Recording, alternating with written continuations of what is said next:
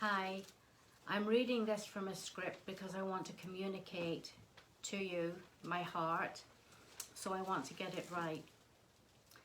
This is a very different Mother's Day for our family because Mum passed away unexpectedly at the end of January. Mother's Day has already been celebrated in the UK, but this is the first time for us, her family here in Canada. There will never be anyone else in our lives that could be like our mum to us. She was the best mum and epitomised, in my mind anyway, what a pastor's wife should be. She had a deep love for her Lord. She was a faithful and sacrificial pastor's wife. In the family, her husband always came first. His calling was also hers, and she left many places and people that she loved to follow that call. Our home was always filled with love and always filled with people. She would invite them down to the manse, our home, for supper. That's how I met Ian.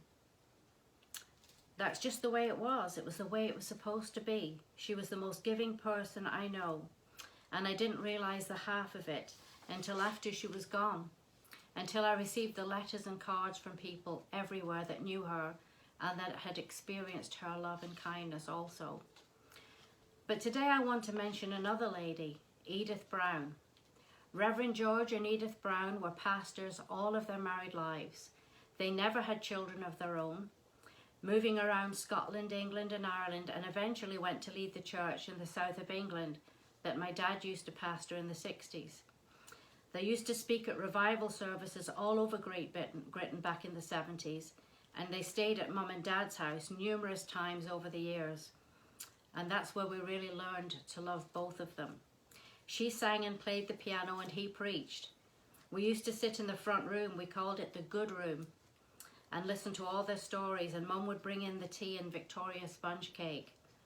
Reverend George came over to Ireland to marry Ian and I in 1977, after which we left to do mission work in Beirut during the Civil War. A few months later, actually, in 1978.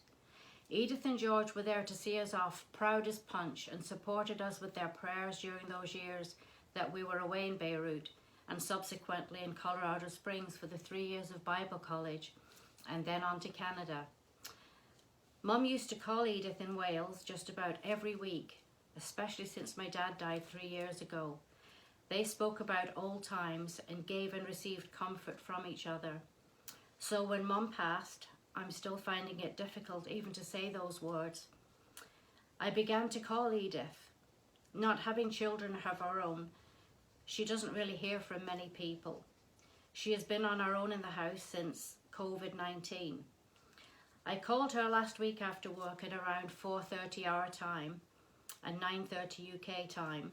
I was feeling very low, thinking about my mom being gone. Sometimes it helps me to speak to someone from back home. I called to encourage her as well, and in the end she was more of a blessing to me. You know those people that just give you a warm feeling when you talk to them. She answered the phone in her strong English accent. "Oh, hello Pat, it's so lovely to hear from you. I pray for you and Ian every day all the way there in Canada. I'm just sitting by the fire having a mug of hot chocolate and a couple of digestive biscuits before I go to bed." How I wished I was there at that moment. The same warmth and coziness which I had always felt around Mum. The feeling of homesickness was gnawing at my stomach. I asked her in the conversation how come they had ended up living in Wales. She was a Lancashire lass. She said they had always lived in parsonages and had never owned their own house. So when it came time for them to retire, they had no house and no money. She was offered a job as a matron in a children's home in Wales. So that's where they went in order to make ends meet. Even after a life of service, that's how it was for them, and actually many pastoral couples of that generation. Sacrifice was nothing to them. It was a privilege and an honour in their service to God. They didn't talk about it, they just did it. Up until COVID-19, she was still at 92 playing the piano at a church down the road from her home. She said to me, "The world and the church are so different these days, Pat, but we just have to keep praying and trusting." She said, "I wouldn't change a thing in my life, only that my George would be with me still." but so happy that he is with the Lord and so looking forward to seeing him again. She always said, "My George." He was a lovely man with a deep speaking and singing voice and so much knowledge of the Bible. He didn't just preach it either, he lived it. He and Dad had so many deep theological discussions, and I really believe Ian learned a lot from sitting at their feet. I have and always have had a real burden for elderly people, particularly in the church. You see them usually now sitting at the back of your churches, not that involved anymore on the surface, but still praying and giving of what they have to the church they belong to. Why? Because that's what they were taught. That's what they've always done. Most of them giving to missions as well. I will say it again, sacrifice. These people are the Reverend Raymond and Phyllis Spence, Mum and Dad, and Reverend George and Edith Browns of this world that played such a vital part of preparing us spiritually and even sometimes financially with the little they had to make us who we are. I thank God for them, and I will not take their sacrifices lightly. The ones that are gone and the ones that are still with us. So when physical church happens again, and it will, when you pass one of the pews that hold these people, take time to thank them for what they've sacrificed to make your lives better.